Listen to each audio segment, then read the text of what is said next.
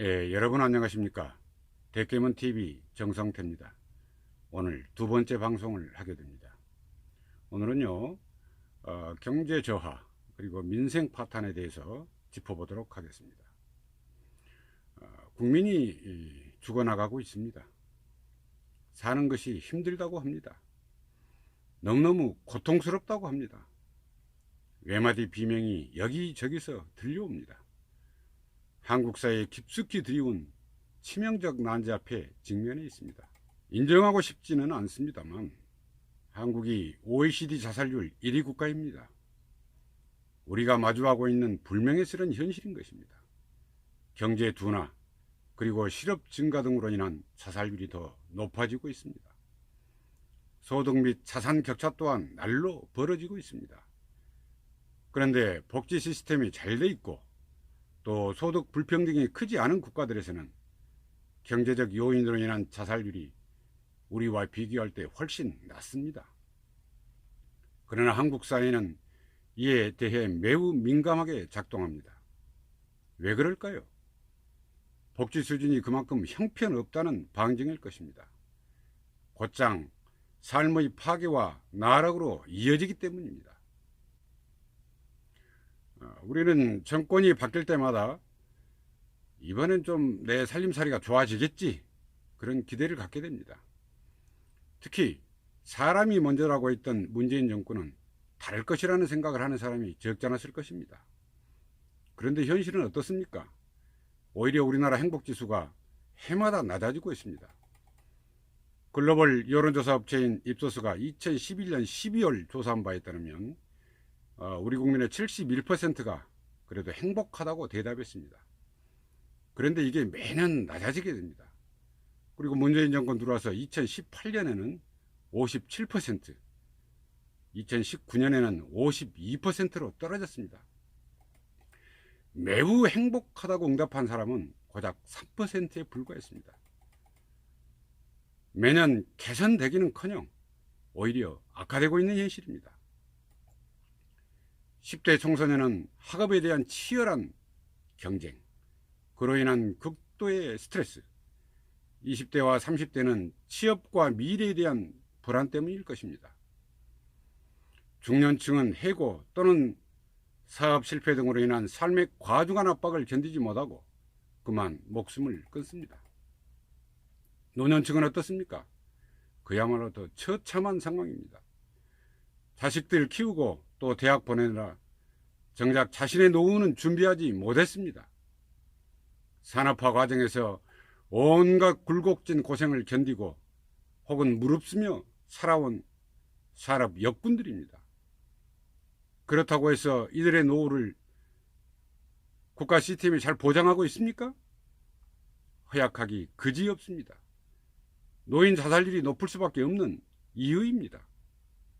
OECD 가운데 노인 빈곤율 1위인 대한민국 현실입니다. 더욱 가슴 메이는 일은 일가족 자살 사태가 끊임없이 이어지고 있다는 점입니다. 인천에서, 서울 성북에서, 경기도 양주에서, 그러니까 2019년 들어 알려진 것만 해도 무려 20여 건에 이르는 실정입니다. 슬픔의 시효를 멀찍이 조롱하듯 연이어 발생하고 있는 일가족 자살 사태는 충격 이문의 국민적 분노에 맞닿아 있습니다. 삶의 심층적 고통을 더 이상 대면할 수 없었던 마지막 저항의 표시인지도 모를 일입니다. 소득 3만 불 시대에 운운하지만 그러한 풍요로 치장된 허울로부터 시로락이 하나 없이 발가벗겨진 우리 사회의 낯뜨거운 맨살에 다름 아닌 것입니다. 정치가 있어야 할 자리가 어딘지 원초적 물음을 던지지 않을 수 없습니다. 국가 권력이 시스템을 통한 불평등과 불공정 문제를 더욱 심화시키고 있습니다. 그로 인해 날로 벌어지고 있는 격차 사회는 인간으로서 지니어야 할 최소한의 존엄마저 가차없이 짓밟고 무너뜨리는 지경에 처해 있습니다. 사는 것보다 차라리 죽는 것이 더 나은 지경으로 전락된 것입니다. 천부 인권이라 할 수 있는 자유, 공정, 평등의 가치가 수렁에 처박혔습니다. 힘들게 노동을 해도 가난을 벗어날 길 없는 저임금 노동자 문제는 우울합니다. 그마저 일자리가 없거나 또는 더 나은 삶을 위해 창업하는 소상공인 태반이 적자에 허덕입니다. 그러다 자칫 빈곤층으로 내몰리거나 또는 극단으로 치닫습니다. 이들에게 어찌 게으름을 물을 수가 있겠습니까? 경제 대국을 자랑하면서도 국민 대다수는 가난에 지쳐 있습니다. 경제적 문제로 결혼을 포기하고 서로 결혼한 이들조차 임신과 출산 그리고 보육 및 교육에 대한 감당기 어려운 부담 때문에 아이 갖기를 회피합니다. 우리 사회 전반에 내재된 구조적 결함과 허약성을 그대로 웅변하고 있다고 여깁니다. 바로 국정 실패의 단면인 것이며 정치 실종의 적나라한 현주소인 것입니다. 누구를 위한 권력인지 그리고 무엇을 위한 정치인지 정조준하지 않을 수 없는 것입니다. 이른바 조국 사태를 통해 드러났듯 특권층 일탈에는 좌우가 따로 구분되지 않고 있습니다. 거기 중우 정치에 깊이 매몰된 좀비들의 수준 낮은 광란 질주만 어지럽게 충돌하는 형국입니다. 선동과 구호만 난무하는 그들만의 졸렬함 뒤엔 차라리 침묵을 택한, 아니 죽음을 택한 국민적 참상이 머뭅니다. 진보로 치장된 위선의 허상, 그러한 분칠이 지워지며 대면하는 일그러진 민낯이 아닐 수 없는 것입니다. 호불호를 떠나 이제 4차 산업혁명은 피할 수가 없게 됐습니다. 그로 인한 노동의 종말도 예고되어 있습니다. 이미 노동자가 사라진 공장, 무인화 기기, 로봇이 커피를 내리고 또 식탁까지 서비스하는 그런 시대에 도래해 있습니다. 향후 더욱 폭넓은 영역으로 급속히 확대될 것으로 여겨집니다. 그에 비례해 인간의 노동이 설자를 잃게 될 것임도 자명합니다. 그럴 때 일터를 뺏긴 노동자들의 삶의 문제가 될 수밖에 없습니다. 어떻게 해야 될까요? 물론 새로운 일자리가 창출될 수도 있을 것입니다. 그러나 문제는 사라지는 일자리에 비해 턱없이 부족할 것이라는 점입니다. 현재 취약한 사회 안전망 또는 복지 시스템으로는 역부족일 수밖에 없습니다. 국민들은 정권이 바뀔 때마다 신락 같은 기대를 걸지만 그러나 어느 역대 정권 막론하고 예외 없이 실망으로 막을 내립니다. 오히려 매번 악화되는 현실을 살고 있습니다. 그런데 봅시다. 재벌들의 사내 유보금은 매년 쌓여가고 대기업 정규직 노동자들 연봉도 남부럽지 않습니다. 반면 비정규직 노동자들 그리고 하청업체인 중소기업 노동자들 임금은 대기업의 절반 혹은 3분의 1 혹은 그보다 못한 수준에 머뭅니다. 중소기업은 경영의 애로를 호소합니다. 대기업의 중소기업에 대한 쥐어짜기, 기술 탈취 이런 등등의 문제를 호소합니다. 국회 예산 규모도 해마다 늘어나고 있습니다. 그런데 어찌된 영문인지 가계대출은 나날이 악화되고 복지 사각지대는 여전합니다. 과감한 구조혁신이 요구되는 지점이 아닐 수 없습니다. 한번 생각해 보십시오. 현재 우리나라에 돈이 없어서 어려움이 가중되는 것이 아닙니다. 정치 권력의 냉담한 외면에서 기인합니다. 예산 사용의 투명성만 제고돼도 10년 내로 집 없는 가구에게 저렴한 영구 임대주택을 모두 보급할 수 있을 것으로 추론됩니다. 세제 혁신 통한 복지 확충도 얼마든지 가능한 일입니다.